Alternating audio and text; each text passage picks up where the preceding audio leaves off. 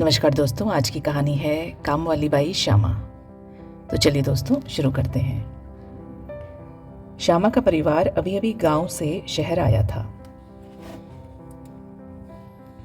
उसका पति बेरोजगार था और काम की तलाश में रोज कहीं ना कहीं जाता, लेकिन 1 महीना होने को आया, उसे काम नहीं मिला। घर में रोटी तक के लाले पड़ गए।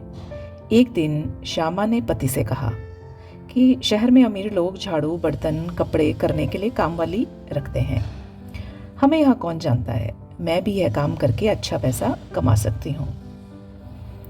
जब तक तुम्हें काम नहीं मिलता मैं कहीं घर का काम कर लूँगी। हमारे घर के पास देखो कितना बड़ा बंगला है, वहाँ शायद कुछ काम मिल जाए। श्यामा का पति मजबूरी में इजाज़त दे देता है। वह उस आलीशान घर में काम मांगने जाती है। जैसे ही घंटी बजती है, दरवाजा एक साधारण सी दिखने वाली स्त्री खोलती है। उसके पेट के हिस्से में साड़ी भीगी थी, बाल बिखरे थे, मुंह एकदम रूखा सा। श्यामा कहती है, मालकिन से मिलना है। वह स्त्री कहती है, हाँ बोलो, मैं ही हूँ।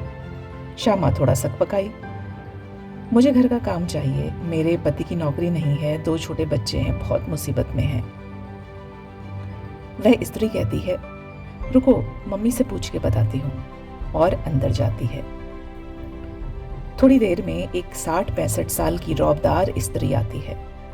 करीने से कॉटन की साड़ी पहने, गले में बड़ा सा सोने का मंगलसूत्र, माथे पे चवन्नी बराबर बड़ी बिंदी। यह उस स्त्री की सास थी। वह बोली, घर में 4-5 प्राणी मात्र हैं, क्या लगाना काम वाली को।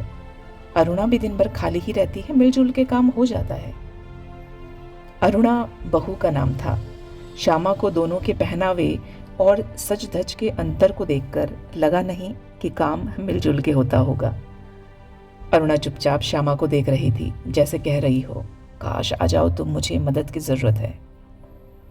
श्यामा बोली, अम्मा जी कुछ भी कर लूंगी, बस इतना पैसा मिल जाए हम 2 टाइम की रोटी खा सकें, आपकी बहुत मेहरबानी होगी, नहीं तो भीख मांगने की नौबत आ जाएगी। सास ने थोड़ी देर सोचकर कहा, ठीक है, कल से आजा, सारा घर और बाहर साफ करना होगा। श्यामा बहुत खुश थी। उसे पता था साथ में कुछ बचा हुआ खाना, फल सब्जी कपड़े बर्तन मिल जाया करेंगे, उसकी गृहस्थी का काम चल जाएगा। दूसरे दिन से वह काम पे आने लगी। अरुणा, जिसे वह दीदी कहती थी, बहुत भली स्त्री थी। उसका सारा दिन किचन और घर के कामों में बीतता। उसको कभी गुनगुनाते और हंसते हुए नहीं देखा था। रोबोट की भांति मानो बस काम करना और अपने कमरे में जाकर फिर उसे समेटना, बच्चों का स्कूल का काम देखना, उन्हें पढ़ाना, फिर किचन में आ जाना। जब भैया घर आते तो उनकी अगले दिन की सब तैयारी करना। उन दोनों को भी कभी बात करते, हंसी मजाक करते नहीं सुना। भैया घर आते और फोन पे लग जाते। श्यामा को काम करते हुए 6 महीने बीत गए। उसके पति की एक छोटी सी नौकरी लग गई, लेकिन श्यामा ने अपने काम के फायदे गिनाकर बच्चों की पढ़ाई और जीवन में बाकी सुविधाओं की दुआई देकर उसे मना लिया। उसका पति मान गया और उनका समय खुशी खुशी बीतने लगा। एक दिन श्यामा ने अरुणा से कहा, दीदी आप क्यों ऐसे उदास और बेरंग से रहते हो, बाहर भी नहीं जाते घूमने, कोई शौक भी नहीं। आप कितनी सुंदर हो, थोड़ा अच्छे से बन ठन के रहोगी तो कितना जचोगी। अरुणा रुआसी होकर बोली, श्यामा मुझे घर के काम बिल्कुल पसंद नहीं, ये बात मैं कैसे किसी को बताऊं, सब मजाक बनाएंगे।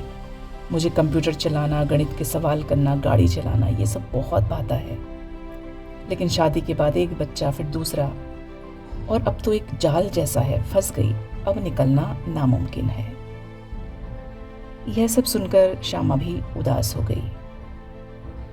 इस पल उसको अपने पति पर गर्व हो रहा था कि कम पैसे और कम शिक्षा होने के बाद भी उसे उसकी पसंद का काम करने की स्वतंत्रता है। दीदी एक बार आप जिद करके बोलो तो काम करने के लिए। वह बोली, नहीं श्यामा, अब तो मेरा आत्मविश्वास भी खत्म हो गया, लगता है 2 लोगों के सामने बात भी कर पाऊंगी या नहीं। 10 साल हो गए घर ही घर में। अरुणा बोली, मुझे भी ऐसा लगता था दीदी, देखा हम तो ठेठ गांव से आए थे, शहर के कायदे भी नहीं मालूम, लेकिन एक बार ठान लो तो हो जाता है, रास्ते अपने आप खुलते हैं। अरुणा की आंखों में सालों बाद एक चमक थी, मानो एक दरवाजा खुल गया हो। बहुत धन्यवाद दोस्तों।